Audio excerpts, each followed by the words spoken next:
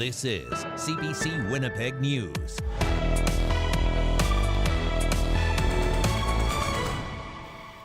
Good evening. Thank you for joining us. We are learning more tonight about the man found shot to death late last week in a northwest Winnipeg home. Sukhjol Singh Gill was linked to several crimes in India and was part of a gang in a long-running feud with rival crime groups. As CBC's Josh Crabb reports, one expert warns the homicide is an example of gang violence in India extending into Canada. In a normally peaceful Winnipeg neighborhood, a police presence that has lasted days. Forensics officers have been combing through this Hazelton Drive duplex. 39-year-old Sukhjol Singh Gill was found inside on the morning of September 20th, shot to death. Samar Singh, who didn't want to appear on camera, says he was sleeping in the neighboring unit when police zeroed in. And they grabbed us and they asked us questions like, did you guys heard a gunshots or something? We didn't hear anything. What appear to be 6 bullet holes can be seen on the rear exterior wall of the unit where Gill was found dead. According to police reports in India, he went by the alias Sukha Daneke and was part of the Bambiha gang in that country. He was accused of arranging money while in Canada for gang members in India to buy weapons and has been accused of extortion. Gill's name has also been linked to murders in India. Ajay Sawhney, an expert on conflict management in New Delhi, says he was in a long-running feud with rival gangs. So these are very well-known gangs in the Punjab discourse. And they've had if you actually start tracing, a very long string of mutual killings that have been ongoing. Police allege Gill obtained a passport illegally with the help of officers in 2017 and then left India. Prior to his death, he was among a number of people on a wanted list released by India's counter-terrorism agency. How he got into this country is a question Sawhney says officials should explain.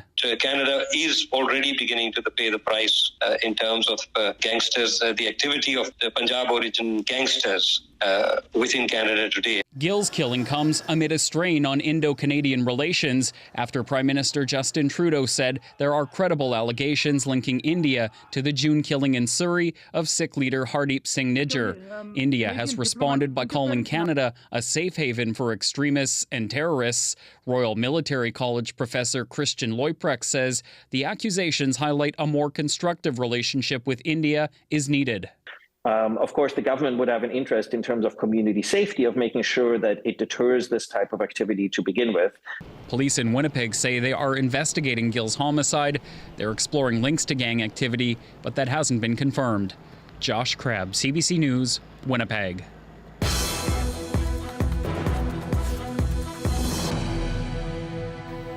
And now to a story that is just developing this evening. Protesters are back at the Brady Road Landfill. That's where CBC's Ian Fraze joins us tonight live. Ian, what's happening there? Yeah, Janet, people calling for a search of a Winnipeg landfill for the remains of 2 First Nations women are back. They are blocking an access to the Brady Road landfill. They got here this afternoon. Some of them came from protesting outside a PC Party campaign event. They were calling for a search of the landfill. They are back here. They say they will remain indefinitely. They're calling for action to finally, in their eyes, get a search of the landfill done. Speaking for the group, here's Grandma Shingoose. The family's had enough. It's going back and forth with the governments, from the federal government to the provincial government. There's no movement. They're not bringing their loved one home. She says they're also fed up with the progressive. She says they're also fed up with the Progressive Conservative Party that has been actively campaigning during this election campaign against a landfill search. New billboards to that effect have been in the market in Winnipeg starting today. In regards to this protest, now police say they are communicating and are speaking with the protesters. Another blockade actually happened back in July. That one lasted around 2 weeks. They were eventually served, the protesters, with an injunction, and police responded, eventually dismantling them. Again, we'll wait and see how long this blockade lasts and if any action develops out of it. Reporting live, Ian Fraze, CBC News, Winnipeg.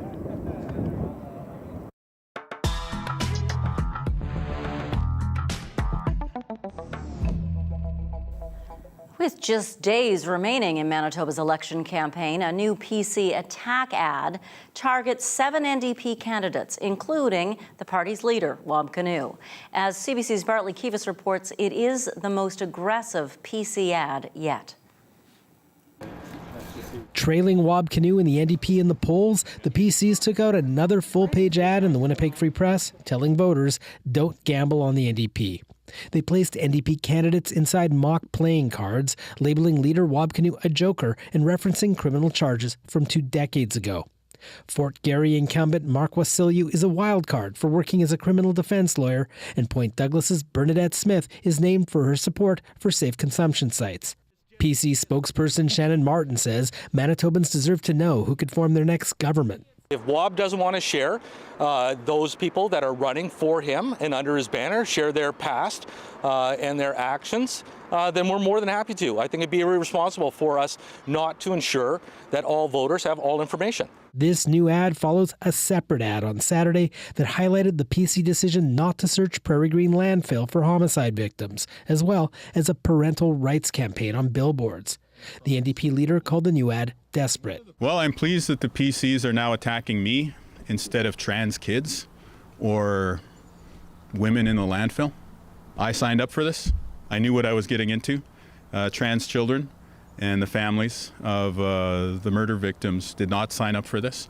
This is nastier and more vicious and mean than usual. Political scientist Paul Thomas said the ads resemble those that have become popular in the United States. This is seen to be the way to win contest almost at any cost. So if you're behind in the polls, you want to arouse voters who you think are not engaged, especially with your campaign. This gets noticed. Thomas nonetheless doesn't believe the ad will affect the election. This 22-year-old voter said the ad doesn't appeal to him. It's quite malicious in intention, but it's just politics, right? Election day is 6 days away. Bartley Kivas, CBC News, Winnipeg. Meantime, the Progressive Conservatives say they are promising to spend $10 million on shelters and counseling for women fleeing abuse if they're elected next week. Fort Rouge Tory candidate Réjean Caron has spent 30 years as a police officer in Winnipeg. I saw firsthand the horrors that some women and girls have gone through in Manitoba. Victims of domestic and sexual violence live with the trauma that they have experienced for their entire lives. You could hear protesters behind her. This is the PC announcement Ian mentioned earlier in the program, one that drew protesters. About a dozen people, including the sister of murder victim Mercedes Myron, gathered outside Kevin Klein's constituency office in West Winnipeg. That's where the announcement was being held. They later joined those other protesters at the Brady Road landfill. The Manitoba Liberal Party, meantime, announced new tools to help Manitobans get out of debt if they are elected. Party leader Dougald Lamont says he'd give $2 million to the Credit Counseling Society. The society helps people negotiate ways to pay off their debt. Lamont says people are struggling with debt, especially after the pandemic. In order to stabilize our economy, reduce volatility and risk, we must provide Manitobans with these new tools to reduce their exposure to debt. Because unless we do that, the other solutions people are proposing will not work. He also announced he would create a new debt compromise board to help farmers and businesses. A number of high-profile doctors in Manitoba are endorsing Wab Kinew and the NDP. The group includes the former Dean of Medicine, former President and CEO of Cancer Care, and a critical care physician. They say the system we have now is broken because of changes brought in by the Progressive Conservative government. Dr. Eric Jacobson is the Medical Director of Research at Winnipeg's Health Sciences Centre. He says the external consultants brought in to reform healthcare may have saved the province money, but they also caused the system to implode. The top-down system of leadership structures in this province has been a major contributor to the chaos. It can be best described as opaque, centralized, bureaucratic, and out of touch. Dr. Jacobson and the other doctors say they support Canoe and believe he will listen to doctors when it comes to health care reform.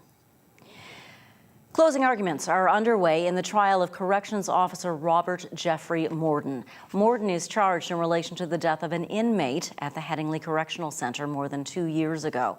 CBC's Brittany Greenslade has the latest for you. A warning tonight, some of the following video may be disturbing to some viewers.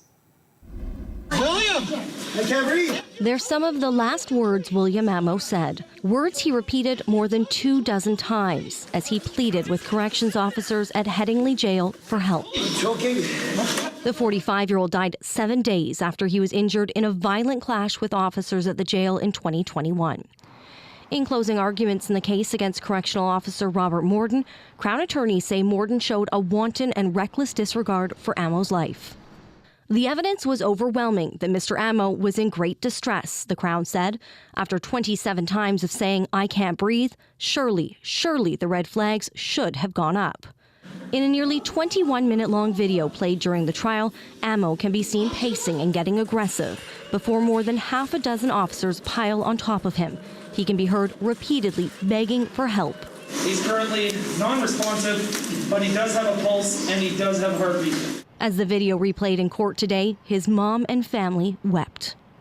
"Can't breathe" are his last words, the Crown said, the last thing he said of his entire life. Ammo is put into a restraint chair, which the Crown says should not have been used, noting that while he was aggressive, he didn't hurt anyone. But defense attorney Richard Wolson says the chair was only requested when Ammo was resisting and kicking. And if senior officials in the command center disagreed with Morden's tactics, you can bet they would have something to say, he said. Wolson also argued Morden had reason to believe Ammo being unable to breathe was because of being pepper sprayed, which he says is common. The spray was also determined to be a contributing factor in his death, he said. The death of William Ammo is a terrible and awful tragedy. But a tragedy does not always equal criminal responsibility, Wolson said. Morden is charged with criminal negligence causing death and failure to provide the necessities of life. He's pleaded not guilty. Brittany Greenslade, CBC News, Winnipeg. A woman has died after she was hit by a vehicle in St. Vital. Winnipeg police say the woman was hit by a speeding car while she crossed the intersection of Fermor and St. Mary's Road last night. Police say the driver of a red Audi A4 narrowly missed other motorists before the crash. They say the driver took off. Police located the car and a suspect in the 1000 block of Beaver Hill Boulevard. 25-year-old Kelvin Mark Lavallee faces a long list of charges, including dangerous driving causing death, impaired driving, and driving without a valid license. If you saw what happened or have video or dash camera footage, you're asked to contact police. Meantime, a 34-year-old man is dead after police say he was hit by a vehicle on Highway 6. It happened south of Woboden yesterday morning. RCMP say a semi-truck driver came across some debris on the roadway along with a possible body. They believe the 34-year-old man from Manitoba Cree Nation was walking along the highway when he was hit and killed by a vehicle. Police say a vehicle had dropped him off on the side of the road shortly before he was hit. They're asking anyone with information on this to call investigators. A Winnipeg man has admitted to killing a Saskatchewan RCMP officer 2 years ago. However, the man pleaded guilty to a charge of manslaughter and not to first-degree murder as initially charged. In June 2021, Constable Shelby Patton was conducting a traffic stop in Wolseley, east of Regina. That's when the driver of a stolen vehicle accelerated, hitting and killing the 26-year-old officer. Alphonse Travers was originally facing a charge of first-degree murder, but on Wednesday, today, Travers entered a plea of guilty to the lesser charge of manslaughter. The mother of the RCMP officer says the guilty plea is a weight off the family's shoulders, but that there's still a long path ahead. I mean, it's still trauma. There's just having to go to court, period. It's trauma. Having to do the victim impact statement is terrible. And then I do still feel like I'm living in hell because he's not here. Travers also pleaded guilty to a charge of theft of a vehicle. He's scheduled to be sentenced in February. We are heading into flu season. The spread of viruses should be top of mind. Personal care homes are already seeing respiratory infections. The number of COVID-19 outbreaks is increasing too. CBC's Matt Humphrey brings us more. Visiting a friend at the Action Marguerite Care Home in St. Boniface isn't easy right now. I noticed a sign that said there was RSV, or respiratory, going on certain floors. And I was going to one of those floors, and general visitors aren't allowed at this time. Gail Kerr was turned away as parts of the facility deal with outbreaks of RSV and COVID-19. I think it's good that an institution has their policies for the older folks, and I think it's important. That protection is one lesson learned from the height of the pandemic as health workers take extra steps. They weren't wearing gowns. They sometimes were wearing N95 masks. They weren't wearing goggles. But now, if you're in an outbreak, you're wearing the whole gear. Julie Turan Maynard heads the Manitoba Association of Residential and Community Care Homes for the Elderly. She says there's also more cleaning protocols in homes, but the most effective measure is personal responsibility. If they're sick, don't come into a care home. If you're not feeling well, get tested. Be respectful of the people that are around you. One thing that we learned from the pandemic is if you're not feeling well, stay away, stay home. She isn't alarmed by COVID outbreaks in more than 8 Winnipeg care homes. Health officials expected it as the season turns. But she is concerned about a lack of provincial funding to hire new staff and purchase more protective equipment. As of April 1st, COVID expenditures are no longer being reimbursed by the province. Operators are fairly strapped financially. We're asking our members and most of the operators just to keep on tracking that. And hopefully, fingers crossed, that the government will come through. The chief provincial public health officer says the next vaccine rollout gets underway mid-October. Matt Humphrey, CBC News, Winnipeg.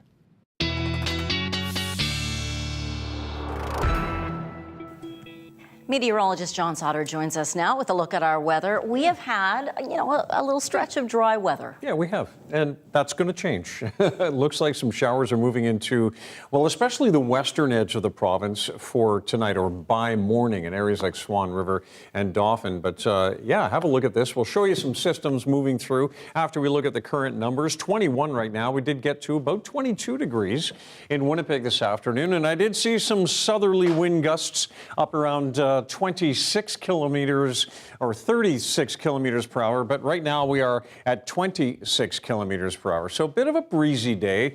Winds will be stronger tomorrow. You look at the satellite and radar, and I was expecting an all-out sunny day today here across southern Manitoba, but right around the middle of the day, that's when this cloud kind of drifted into the Red River Valley and right across the south, so a little bit early in advance of a system that'll be into Saskatchewan as we head into the night tonight, and then by morning into these parts of Manitoba over here. And the thicker cloud you saw to the north, that's a few showers that have been falling up around Lynn Lake and Brochet. So as we go through the night tonight, clouds continue to thicken up. A cloudy Thursday on the way. Here's a look at Thursday morning, and you can see showers here in southeastern sections of Saskatchewan, southwestern Manitoba, Swan River. Notice the colors are a little brighter. There's a convective nature here, which means we could see some thunderstorm activity. And then as this tracks into the province tomorrow, it moves in a northeasterly direction. Tonight, 5 to 10 millimeters up around Thompson, and there's a little band of showers that'll just be in the Winnipeg area late in the day. And then that moves away as the system kind of churns around and drops another 10 to 15 millimeters across parts of northern Manitoba, including north of Thompson, out toward Churchill as well. And this is the middle of the night now on Thursday into Friday at midnight, and we see clearing skies and then another couple of days where weather is fairly dry. Friday morning, we have a sun-cloud mix, sunshine in the afternoon. Those showers are moving off to the east, and then this moves up into northwestern Ontario through the first part of the day on Friday, and we'll just continue to see a sun-cloud mix here and partly cloudy skies Friday night into Saturday. Wind is part of the story as we get into tomorrow morning. Not too bad, but into the afternoon, that's when right in the Red River Valley we see gusts up around 47, 54, so expect a rather windy afternoon.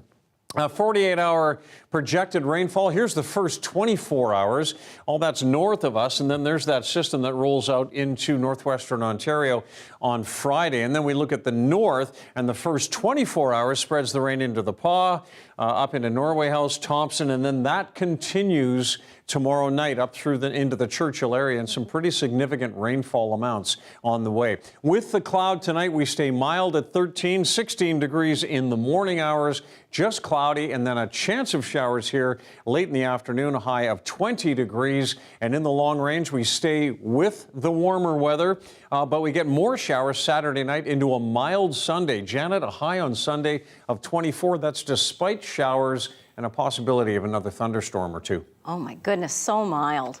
Thanks, John. We'll check in with you a little later. You bet. If you have tickets to see Bruce Springsteen perform in Winnipeg, you're going to have to wait a while longer.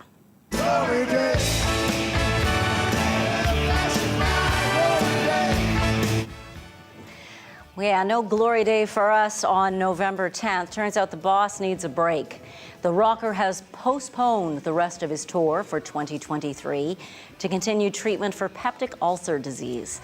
Springsteen was scheduled to perform at the Canada Life Centre in Winnipeg with the E Street Band on November 10th. New dates will be announced next week. This was Anthony Rota's last official day as Speaker of the House of Commons.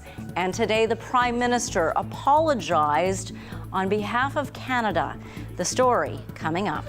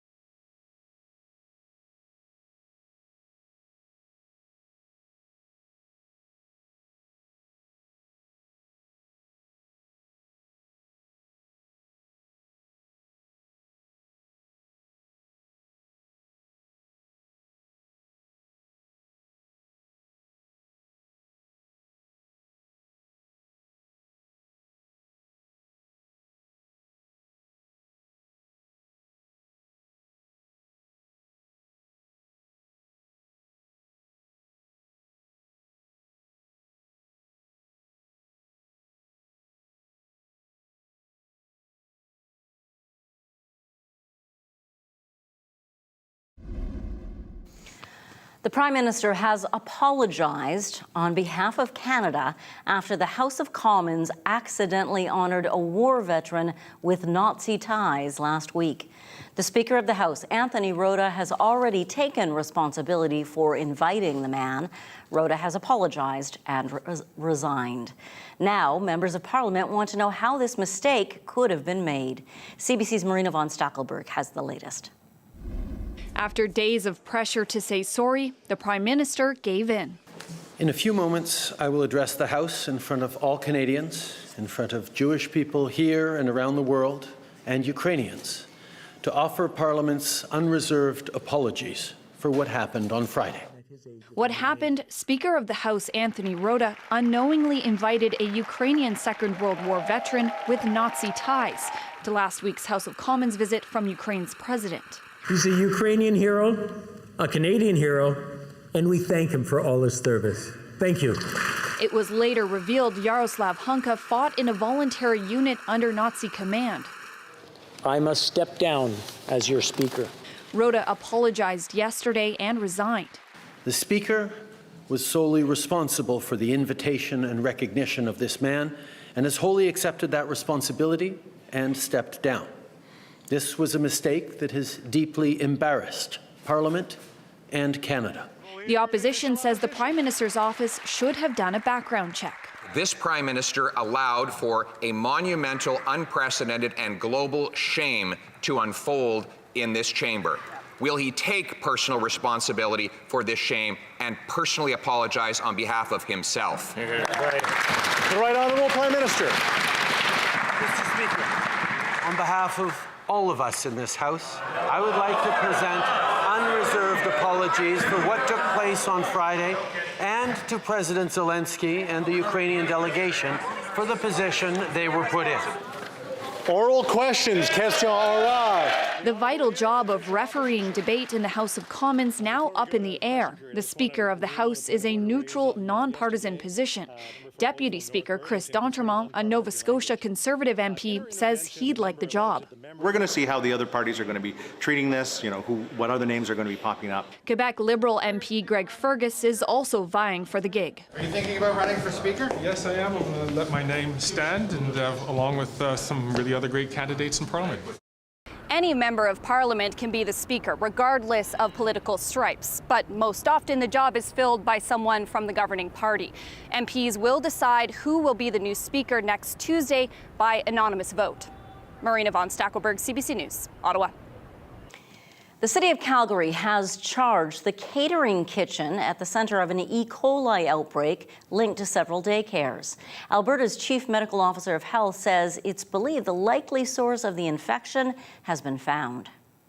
We believe that meatloaf and vegan loaf meals that were served for lunch on August the 29th most likely contained the E. coli bacteria that led to these infections. The commercial kitchen Fueling Minds is now facing a dozen charges, including operating without a business license. It could be slapped with fines up to $120,000. There have been 351 confirmed cases since the E. coli outbreak was declared on September 4th. 4 children remain in hospital. The Alberta government announced that it is forming a panel to examine the province's food safety practices. Across the country, there are more than 150 Indigenous radio stations. They call it Res Radio. It's a vital service for First Nation communities, a space to share laughs and important information. After the break, more on why Res Radio is still going strong.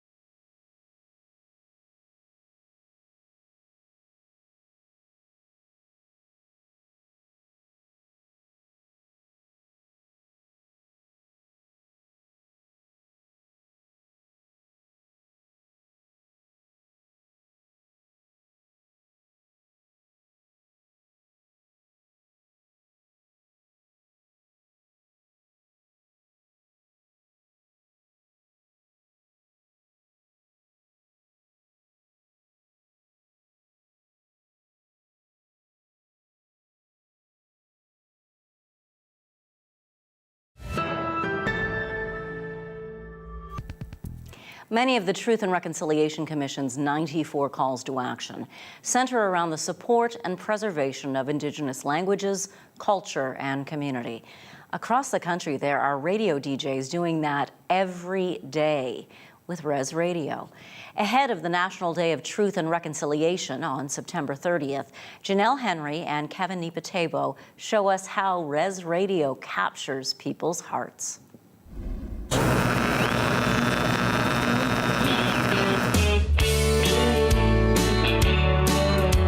So where are you from? Island Lake, Manitoba. Island Lake, and where are you from? I am from Fisher River, Manitoba. And where are you from? South Indian Lake, Manitoba. Okay, so what was your first experience with Res Radio? My first experience, just background noise pretty much, and my kukum would always listen to it. And I don't know, she would turn it on in the morning right away, and we would just hear it in the background all the time. And I don't know, just same music and the voice, and I don't know, it's just memories now when I hear it now, being grown up, and it just feels kind of nostalgic. It's Tanager at 904-7252. Let's get back to some more music here on BON FM. Here's some Timberland with Justin Timberlake and Nelly Furtado here on BON FM 90.9. It's only been just over a year since 90.9 BON FM hit the air in the Broken Head Ojibwe Nation. And right around that same time, Mike Maple started his dream job. That's going to be happening. Res Radio is different just on the community aspect of, being Nietzsche native and passing that knowledge on. On air, he's known as Uncle Mike. And he loves to play and listen to music all day long. Hey everybody, welcome back to BON FM 90.9. That was Ariana Grande with No Tears Left to Cry. I hope you guys are having a good time. He also does news announcements, makes commercials, and does live hits out in the community. He is the only person working at this radio station, and he takes every opportunity to get others on the air. Tacos, if you guys want to call it, be specific about it. But we need our people in the media because not only it builds jobs, it builds truth, and we can get our stories and stuff out there.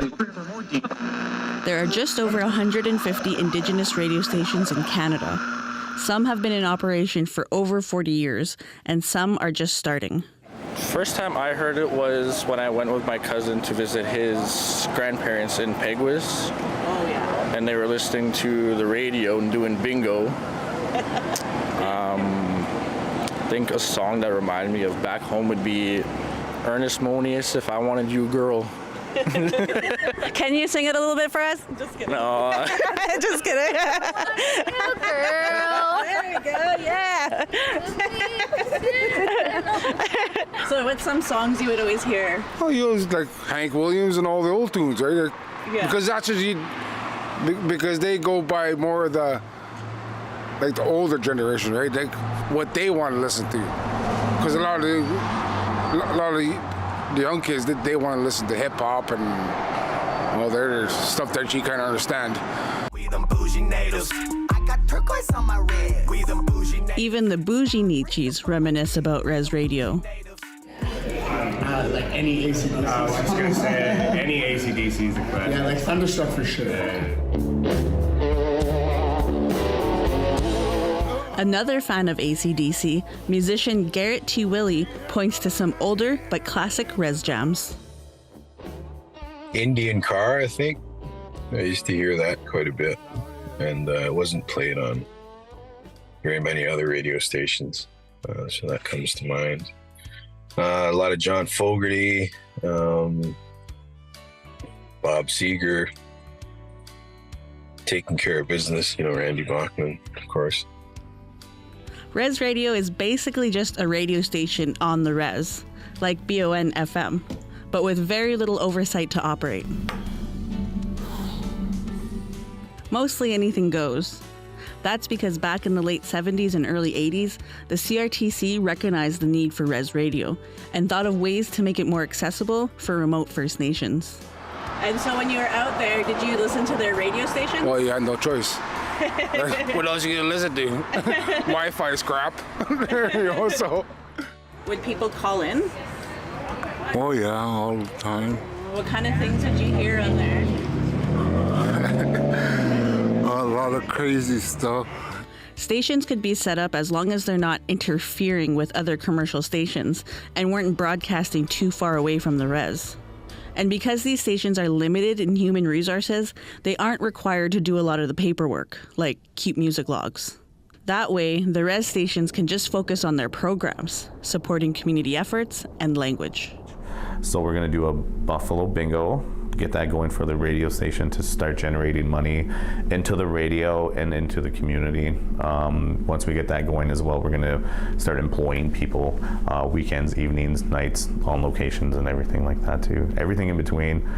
But Maple envisions a future where these stations are more connected with each other to share news and information more widely. He says it would be good because so many of us have connections to more than one First Nation. Be that brother-sister relationship where we should all be coming together instead of trying to be separate individuals and in different radio rooms where we should, if we all come together, our news, our music, everything gets out there. Yeah. It's waking up in the morning with my grandparents. It's all you would hear. Saturday mornings cranking up the fiddle tunes or Johnny Cash, all the old singers. Someone who knows a little something about operating res radio is Pat Richard. Richard is one of 4 DJs from Sandy Bay First Nation Res Radio 106.3 FM. He started volunteering 12 years ago, the same day the station opened up. I'm William Patrick Richard. I'm a DJ of Sandy Bay, our community. If you want to listen to 106.3 FM, just tune into sandybayradio.net. That's all you gotta do. All the good music's there. It was August 23rd, 2011 at noon when Sandy Bay Radio first hit the air. As soon as he heard it, he drove straight down to what he now calls his radio shack to be nosy and hasn't left since. But I loved it. I still love it. That's why I'm still here. I don't think I'd like to quit this job. I love it. Richard is on the air early in the morning, Monday to Friday, 6 a.m. to 1 p.m. Requests for George Jones, Don Williams, and Charlie Major come in all the time from Sandy Bay and beyond. So when you hear one of those songs, how does it make you feel? It takes you back to my younger days. That's how I feel. Like, whoa, now I'm 15 again. I had to start giving her, And with the help of the internet, he has listeners from all around the world as far as Greenland and Afghanistan. All these songs tell stories, and the people that request songs, you could feel the people out there that call in for requests, how they feel, how they go, and how they move along. He also makes sure to play Indigenous artists like the Dodium Boys, Delaney Moniaz, and the Masu Boys. While he does have the occasional fiddler or singer-guitar player in, he'd like to see his radio shack expand a bit more so that he can have full bands live on air. As a musician himself, Richard would like to promote the local talent as much as he can. He also takes the time to include Ojibwe. Yes, I do speak in my language. I'll do the weather in my language. I'll speak it out in my language, what the weather's like, and I speak the time. Like right now, c'est de Begonia c'est de Begonia. 11:30 is the time, is what I said. At the end of the day, these 2 DJs are living out a dream. I've never worked since I started because I'm loving what I'm doing, and that's just a great place to be. I love the music. The people love the music. The people are awesome. Beautiful people out here in Sandy Bay. I got lots of family out here. Through the airwaves and beyond. Sandy Bay. All the way. That's what we always say.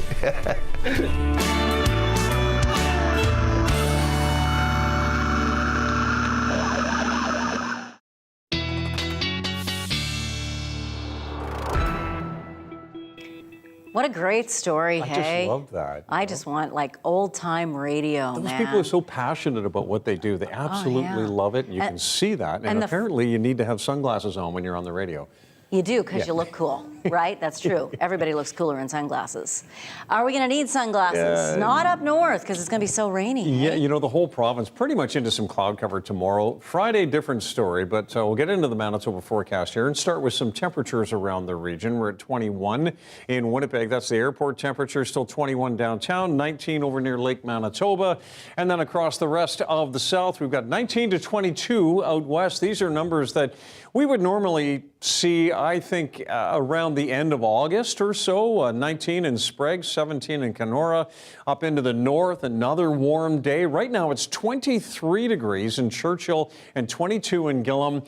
And any of these other numbers are seasonably warm. So in the south, our normal high is now 15. In the north, it's closer to 9 or 10 degrees, so very significant. All right, tonight's forecast under some cloud cover here in northwestern Ontario, and a few showers, a chance of a shower anyway. Kenora, Fort Francis, otherwise just mainly cloudy. Very warm overnight. 14 in Kenora is the low, so it's only going to drop a few degrees into the overnight. And same here in Winnipeg, very mild temperatures for the overnight. Even Gimli at 16 for an overnight low. Out to the southwest, we're looking at some showers moving in. Now, this is part of that system that is moving out of Saskatchewan overnight and into these regions of Manitoba by early in the morning. So showers or even a thunderstorm by morning in Dauphin and Swan River. A few showers possible early in the morning in the Brandon area. And then across the north, we've got showers overnight for Thompson and Norway House. Just a chance in Gillam. Most of the rain is into tomorrow, late afternoon for Thompson. 5 millimeters, though, in Norway House.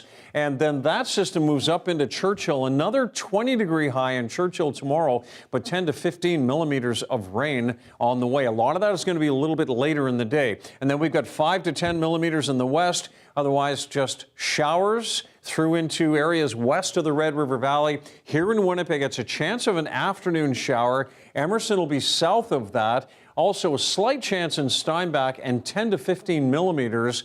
And that'll be afternoon and evening in the Barons River area. Over into northwestern Ontario, generally cloudy, but we could see some afternoon and evening showers around Red Lake, and still mild at 18 or 19 degrees. Thank you, John. You're welcome.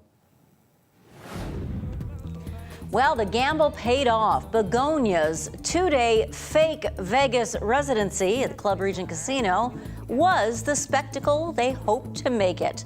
Coming up, we chat with the local musician about why she wanted to bring the glitz and glamour of the Strip to Winnipeg. We'll be right back. I'm so nervous, I'm barfing.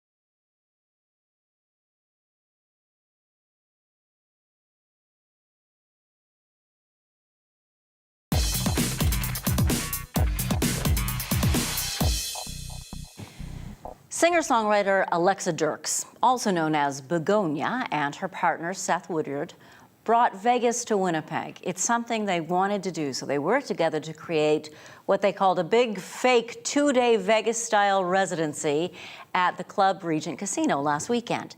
CBC's Chloe Friesen spoke with them ahead of the residency to learn more.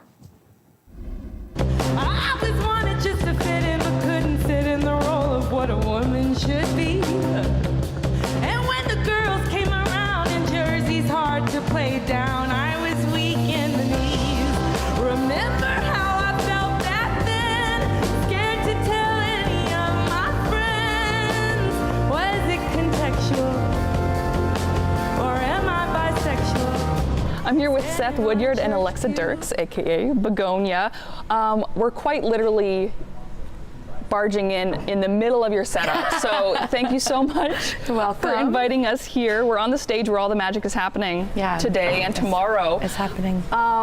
First question, you two know each other quite well. Would you like to introduce each other? What do people need to know about Alexa and Seth? This is Seth Woodyard. We live together, we're partners, and we've been, ever since I started this solo project, we've kind of been doing the creative work together. So he conceptualized and built all this set with the help of Melissa and some other great helpers at the venue, and our nephew Rowan, and he is just a creative genius, a visual artist, and overall amazing person. And Seth, what do people need to know about Alexa? Well, I don't know if Alexa really needs an introduction, but if you don't know already, she is the most magical, powerful performer that we have, and I'm just so thrilled to live this collaborative life together, and I hope that we make some magic for everyone tonight. Yeah, love that. When did you realize that being creative collaborators was the right move for you as partners? Immediately. It's true. Yeah. No, it did not take us long before we were from sniffing butts to planning productions. So it's true. Yeah. On some of our first dates too, we were talking about just like music video ideas or like photo shoot ideas, and we started kind of a bit rickety and small, and then kind of just every time we're like, okay, what about this? What about this? What about this? And now, what about this? Here we are. Here we are. Is the resolve inside to never let you see me cry?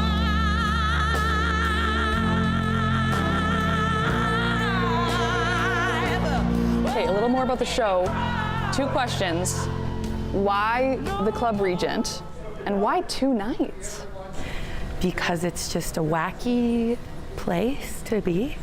And I just felt like it was just something different. I mean, yeah, we just wanted, I always love the flash and kitsch and strangeness of like the idea of the Vegas residency. And I mean, this is kind of the closest that we could get to curating our own. So that's kind of what it's about. Yeah, and the residency, a 2-night residency. 2 nights. 2 nights, love it. Why was it important for it to be big for Winnipeg? Because Winnipeg is my home. It's the place that I feel proud to be from, and it's always the place where I feel like every time we put on something here or like any sort of event, we always want it to be bigger and better than the last time that we've done it. So, and we have such a great community of people here to work with, of creatives. It's not just us. Like behind the camera, we have Rachel on makeup, Kitty on hair, we got Em on my management team, like, and there's people all over this venue that has helped us put together. So it's not just us. So and that's the beauty of doing things in Winnipeg is that we have this creative like family that has built this with us. Absolutely. So. We can't take this on the road to tour in this type of capacity. And so hometown shows provide us the opportunity to be as creative and wild as we want to, but we can only do it because of the community and support of our collaborators and artist friends.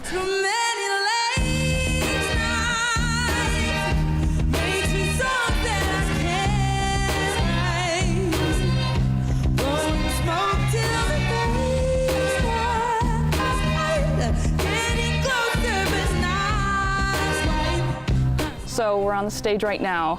Alexa, when you're tonight, imagine you're looking out into the crowd here.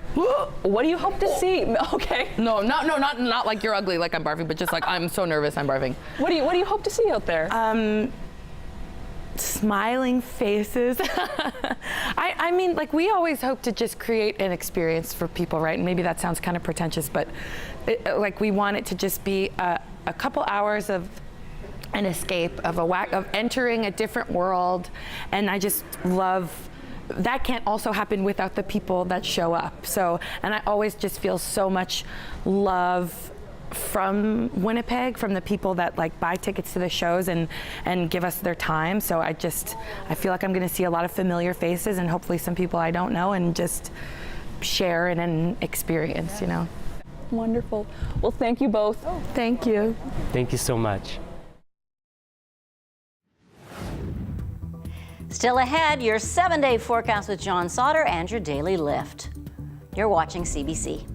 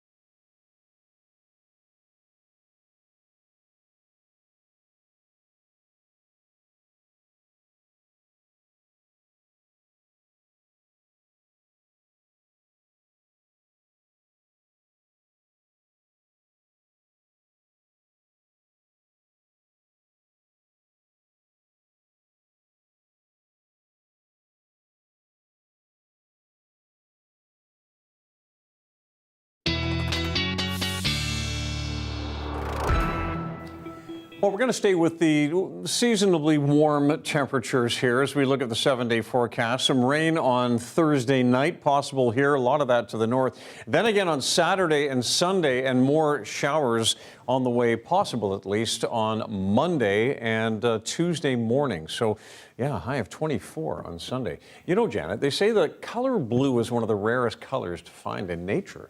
Okay, Yeah. we'll try to remember that as we celebrate the discovery of something that may make your skin crawl. Here's your Daily Lift.